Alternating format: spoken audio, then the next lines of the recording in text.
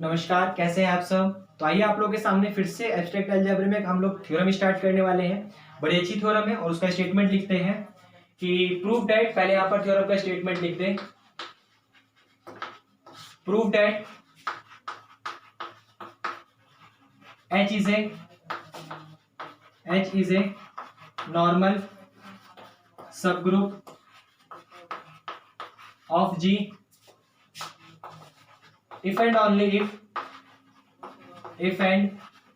only if product of two right coset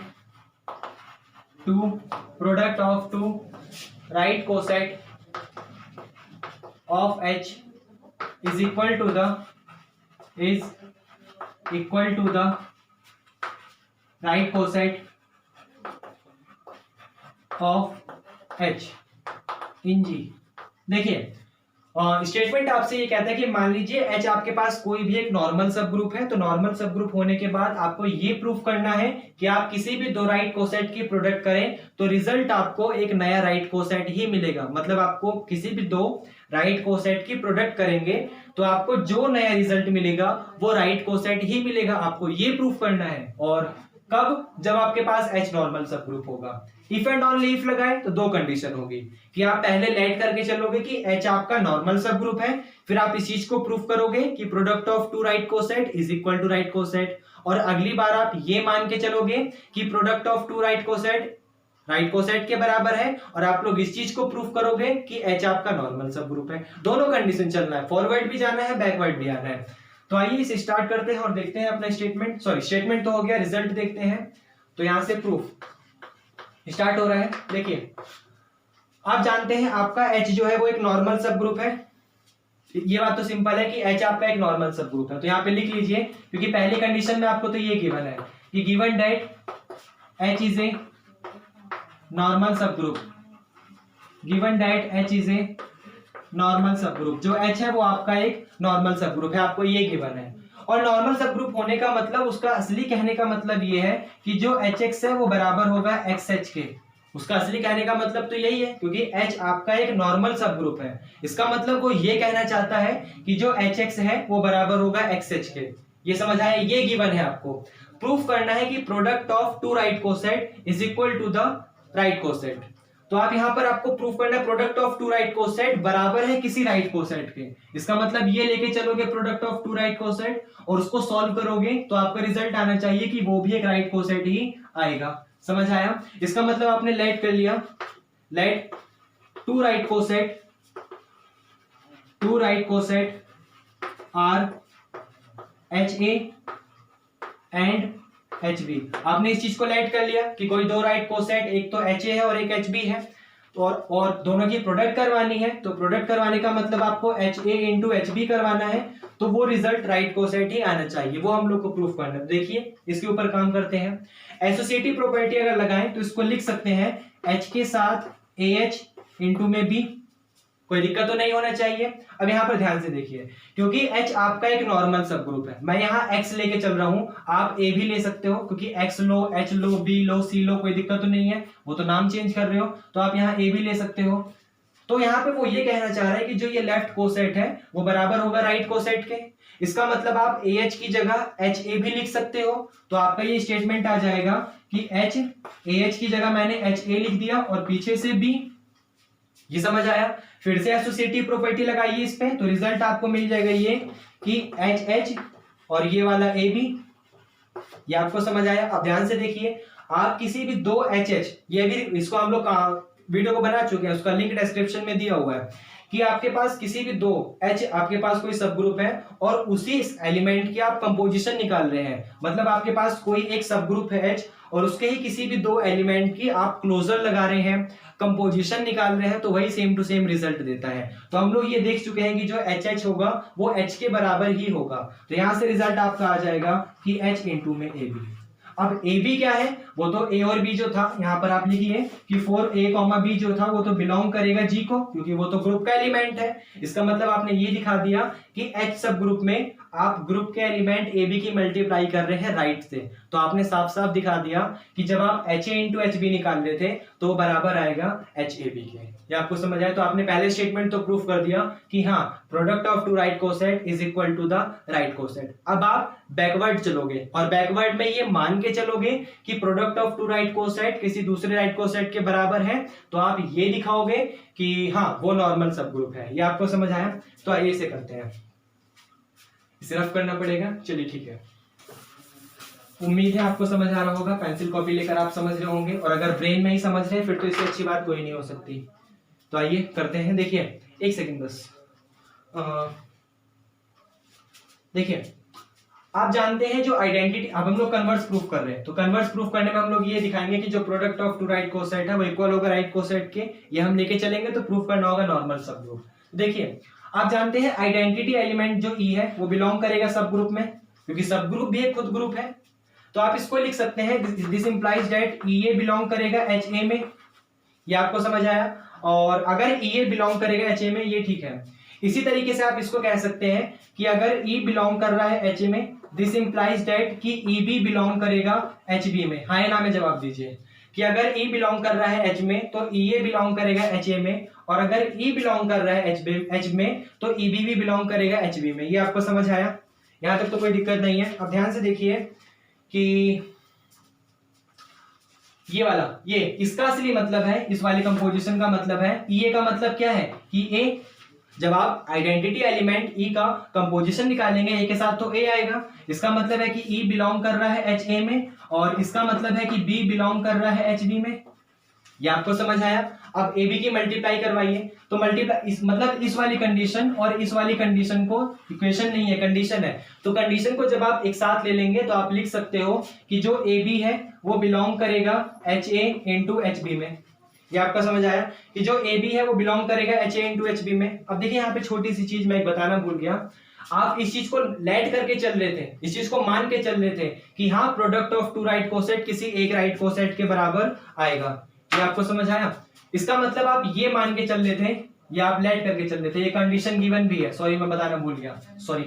तो given के लिए आप ये मान के चल रहे थे कि जो एच ए है और जो एच बी है वो बराबर आएगा एच सी के, क्योंकि आपने किसी दो राइट कोसेट, एक एच ए और एक एच बी की मल्टीप्लाई करवाई, तो नया रिजल्ट आपको एच सी मिलेगा, और एच सी भी एक राइट कोसेट ही है। ये आपको समझ आया? अब ध्यान से देखिए, अगर ए बी बिलोंग कर रहा है H A into H B में, इसका मतलब एच ए बराबर है, एच ए एच बी बराबर है एच सी के, तो आप यहां से साफ साफ कह सकते हो this implies that A B belong करेगा एच सी में।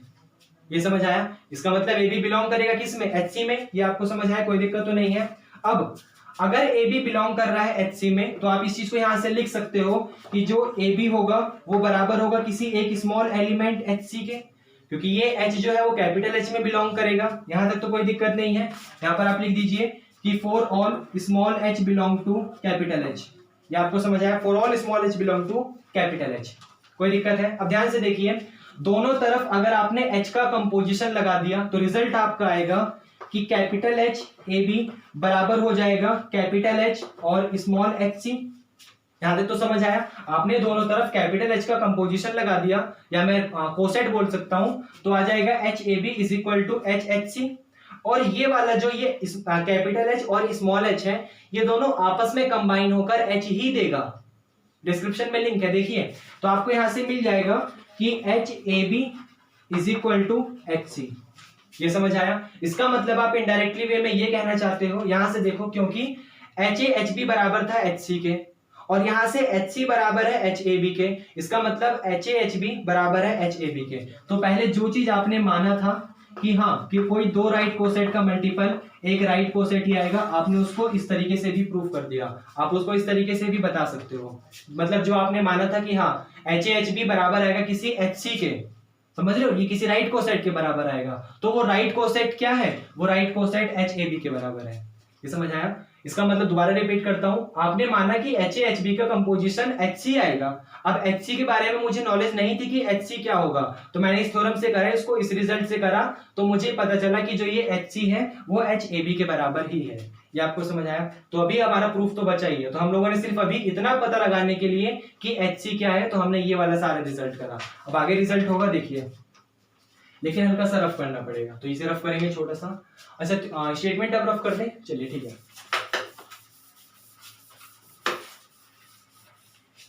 थोड़ा सा और यहाँ तक कर दे रहे हैं। देखिए आप जानते हैं ये जो x एलिमेंट है कोई भी, जैसे मान लीजिए जो आपका x एलिमेंट है, आप जिस कोसेट की मल्टीप्लाई कर रहे हैं वो बिलोंग कर रहा है जी में।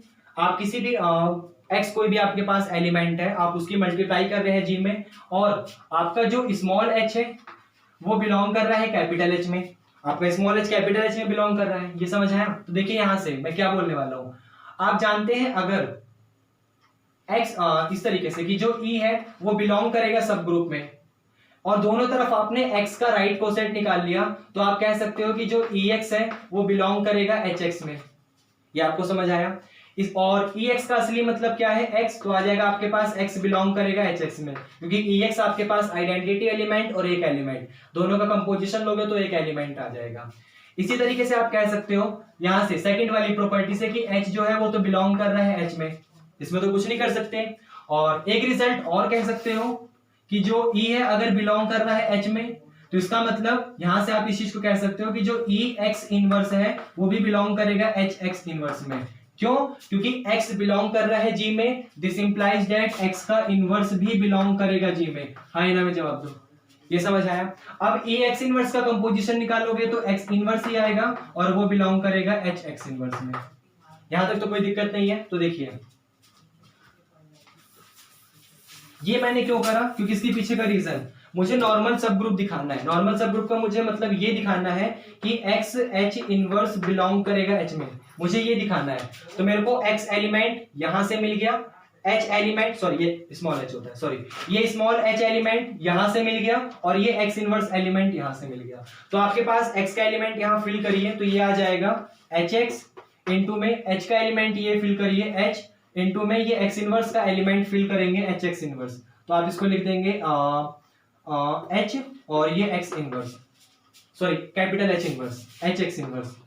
ये समझ आया? अगर आप इस तरीके से नहीं करना चाहते तो एक रिजल्ट और है, क्योंकि आप ये कहना चाह रहे हैं कि आपने x बिलोंग कर दिया इसमें, मतलब ये x की वैल्यू थोड़ी ना है, ये x बिलोंग कर रहा है। ये आप समझ रहे हैं? बहुत लोगों ने कहा भी होगा। तो इसका मीनिंग ये है कि मैं ऐसे अगर लिख दूं कि जो x होगा वो बराबर होगा h1x के, तो कोई दिक्कत नहीं होनी चाहिए। यहाँ पर for all h1 belong to capital H, आप इसको ऐसे भी तो लिख सकते हैं for all h1 belong to capital H, कोई दिक्कत नहीं है। आप इसको ऐसे लिख सकते हैं x इनवर्स जो होगा वो बराबर होगा h2 x इनवर्स के, for all h2 belong to capital H। आप इसको ऐसे भी दे सकते हो, तो इक्वल वाले साइन में कर सकते हो, कोई दिक्कत नहीं है। चलिए ठीक है जी, जिसने सोचा उसके लिए गुड लक। आगे हमें ये दिखाना है कि जो x h x इनवर्स होगा वो बिलोंग करेगा h में। तो x की वैल्यू, h की वैल्यू और x इनवर्स की वैल्यू तीनों पुट करिए। तो x की वैल्यू क्या है? h1x, तो ये हो जाएगा h1x, h की same to same x inverse ये रहा h2x इनवर्स, तो ये हो जाएगा h2x इनवर्स। ये आपको समझ आया? ये दिखाना होगा कि बिलोंग करेगा h में। देखिए यहां पर फॉर ऑल h1 h और h2 belong to capital H, sorry देखिए आप जानते हैं यहां पर या इस वाले एलिमेंट पे या इस वाले एलिमेंट पे आप एसोसिएटिव प्रॉपर्टी लगाएंगे, तो ये हो जाएगा कि h1x इनटू में h के साथ आप h2 ले लेंगे, पीछे से x इनवर्स तो लिखा ही हुआ है, और ये एलिमेंट आपस में कंबाइन होकर आपको एक h ही देगा, क्योंकि दो h के एलिमेंट है, कंबाइन होकर एक h का एलिमेंट देगा। मैंने h3 मान लिया तो ये बराबर आ जाएगा, क्योंकि h1 और इनटू में h2 जो होगा वो मेरे को बराबर h3 देगा, कोई h का एलिमेंट ही देगा। आप दो h के एलिमेंट का कंपोजिशन लोगे तो नया एलिमेंट भी h का ही आएगा, आप समझ रहे हैं? तो यहां से मैं कह सकता हूं कि h1x इनटू में h3 इनटू में x इनवर्स, ठीक है। अब ध्यान से देखिए ये x इंटू h3 लिखा हुआ है, ये जो x इंटू h3 लिखा हुआ है, आप इसमें नॉर्मल सब ग्रुप की वजह से या फिर आप जानते हैं राइट कोसेट बराबर होगा लेफ्ट कोसेट के, ये आप समझ रहे हैं? तो x इंटू में h3 जो है आप इसको लिख सकते हैं h3 इंटू में x, इनवर्स कर दीजिए, मतलब सॉरी इनवर्स नहीं रिवर्स कर दीजिए, रिवर्स कर दीजिए। तो रिवर्स करने की वजह से मैं इसे रफ कर दूं या चलिए ऊपर वाला रफ कर दे रहा हूं। तो रिवर्स करने की वजह से यहां पर एक खास बात हो जाएगी कि आप इसे लिख सकते हैं कि h1 और यहां से ये हो जाएगा कि h3 और ये वाला x और ये वाला x इनवर्स, और ठीक है, ये ठीक है। अब ध्यान से देखिए, ये x और ये x इनवर्स जो है ये आपस में कंबाइन होकर आइडेंटिटी एलिमेंट देगा। तो आपको यहाँ पर मिल गया कि h1 इनटू में h3, और ये तो आइडेंटिटी एलिमेंट, और आप जानते हैं जो ये h1 h3 है ये दो h का ही एलिमेंट है, तो ये दोनों एलिमेंट आपस में कंबाइन होकर जो भी आपको रिजल्ट देगा वो कैपिटल H में ही बिलोंग करेगा। मैंने मान लिया कि जो h1 h3 है, मैंने राइट कर लिया कि जो h1 h3 है वो आपस में कंबाइन होकर आपको h4 देगा।